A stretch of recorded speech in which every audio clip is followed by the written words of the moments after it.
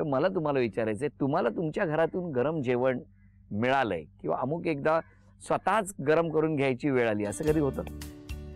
आता ठीक आहे, पण लहानपणी खूप लाड झालेत आणि खूप गरम गरम खायला मिळालंय मला. आमच्या घरातल्या ज्वारीच्या भाकरीचा वास अजूनही आठवतो, किंवा घरी बनलेलं पिठलं आणि भाकरी जे असतं त्याचा वास अगदी आठवतोय, किंवा ताजं लोणी भाकरीवर घातल्यानंतर ते असं थोडं गरम भाकरीवर घातल्यावर वितळतं ना, त्याच्या खूप आठवणी आहेत. आणि आता मोठं झाल्यावर ते भाकरी करणारे हात आठवतात आईचे, की घरातल्या प्रत्येकासाठी ते झिजले ना.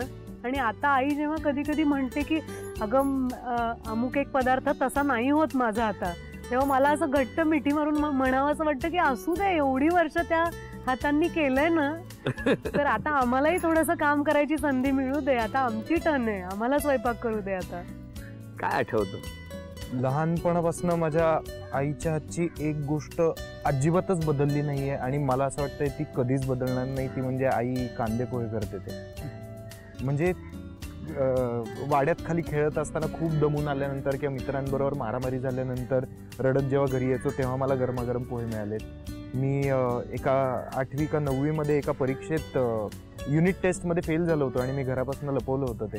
तेव्हा मी आईला कळल्यानंतर आई खूप ओरडली होती आणि तेव्हा मी खूप रडलो होतो, तेव्हा मला ते गरमागरम पोहे मिळाले. तर त्या खूप खूप महत्त्वाच्या आठवणी आहेत. आणि जेव्हा जेव्हा मी ते पोहे खातो, मी रोज खाऊ शकतो, हा कितीही पोहे खाऊ शकतो. मी 24 तास पोहे, मी आणि सचिन साक्षीदार आहोत, हा कुठल्याही प्रहराला पोहे खाऊ शकतो.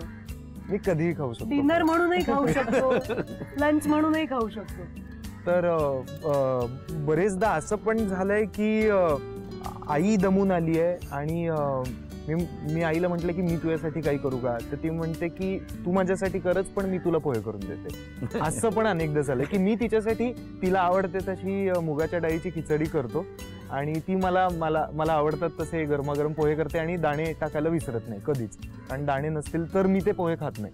सचिन, काय गंमत आहे बघा, तुम्ही असा इतका वेगळा विषय घेतलाय ना, सगळ्यांच्या आठवणी जागा. हा, सगळ्यांच्या आठवणी जागा झाल्या ना. आणि जाग्या होत असताना मला तेच दिसतंय की समजा एखादं टेबल आहे किंवा पाट आहे किंवा कुठेही कोण जमिनीवर बसून जेवत आहे, घरातली 5 किंवा 6 जण, एका वेळेला एक तवा, त्या एका तव्यावर होणारी एक गरम चपाती, पण त्या माऊलीला त्या गरम चपातीचं तेच टेम्परेचर 6ही जणांना मिळावं म्हणून तिची होणारी तगमग, तिची होणारी धावपळ, आणि त्यातून शेवटी स्वतः त्या टोपात किती राहिलंय याचा कधी विचार केला काय खाणार. खाद्य संस्कृती म्हटल्यानंतर थेट महाराष्ट्राच्या घराघरात मला पोहोचता आलं.